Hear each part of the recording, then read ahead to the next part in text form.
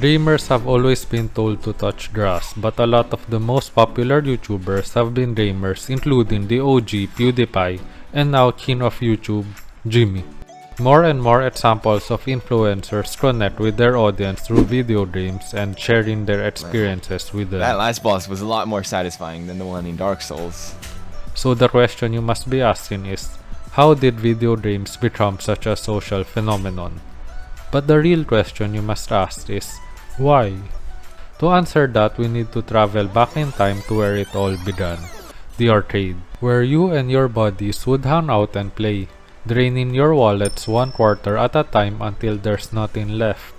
Each quarter from you or from your ancestor made the 1980s the golden age for arcades, with titles like Pac-Man, Donkey Kong, Relada, Space Invaders, which were told to have caused a shortage of 100 yen coins in Japan. Everyone battling for the top spot of the high score ladder to win the prize of confidence and sense of victory over other plebeians made the experience enjoyable. The arcade has now become a place for teenagers and young adults to vent their competitive spirits and have fun after school. Cliques and new friends are being formed within the walls of an arcade, and to some degree, this culture of the arcade is still relevant to this day. However, arcades were not a sustainable way of video gaming when it sucks your wallet dry, even if you like that, and it showed in the financials. For the year 1981, the arcade video game industry raked in a total of $8 billion. 10 years later, it went down to $2.1 billion. One of the reasons for the arcade's downfall is the emergence of other options. The console and personal computers, which allows you to buy video games one time and play until you're sick of it. But one company took gaming a step further. They changed how people look at video games from something that can only suck your wallet dry to something that can potentially fill it back up. ID Software, the original creator of the Doom franchise, would create the first ever nationwide esports tournament in the United States, complete with prize money and other rewards. After the successful release of their first Doom game, they launched another first-person shooter game that revolutionized the gaming industry. A game that is fast-paced, equipped with a completely three-dimensional world, which was a graphical feat during its time, and features global multiplayer. A game called Quake. Considered as one of the best video games of all time, friends and strangers play with or against each other all around the globe, with communities sharing game mechanics to improve one's gameplay, many of which may still be familiar to this day, such as bunny hopping and strafing.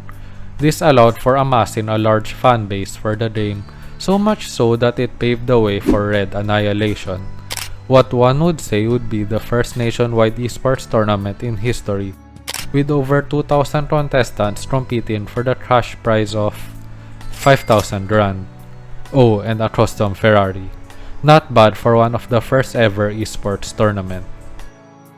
Seeing the success for the online 3D multiplayer game, many have followed suit. One of the most popular and first ever 3D MMORPG game, EverQuest, allowed for hundreds and thousands of gamers playing at the same world at the same time with each other all around the globe, connecting all like-minded gamers into one MMO game.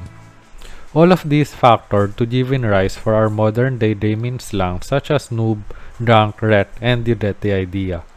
Going into the 2000s where the globe is more connected through the internet, competitions for popular games became more of a sensation, with games such as Counter-Strike and Street Fighter having iconic moments in their tournaments. However, there is one big thing that would massively shake the gaming industry and create a whole different world. That one big thing is online video sharing, and of course what I'm talking about is YouTube. YouTube personalities such as PewDiePie, Markiplier, Moist Critical, and all of those OG YouTubers that we know shared their gaming experience in the form of a voiceover and a recording of their gameplays. And my ideas and how I think it could happen. And I just noticed I'm talking about... You now don't need to purchase a game to share the experience. People now have an online community with like-minded fellows where they can express their opinions freely as they experience the game. much like a couch multiplayer with your friends. Video games with a unique premise can give content creators something they could work with, and these content creators provide publicity to these games that otherwise may not have been noticed much by the general public. From clips being formed in arcades to now clips being formed online, whether through online forums or social media, connecting with like-minded people has never become easier. In theory, this would have been perfect for everyone. You can easily find your interest on the internet, find forums for it, and connect and be friends with people all over the globe. But reality is often disappointing. By the late 2010s, live streaming has been the norm for gaming creators for their content and fan interaction. People now don't need to go outside to interact with fellow human beings, generating a sense of community and connection. Yet people now feel most isolated.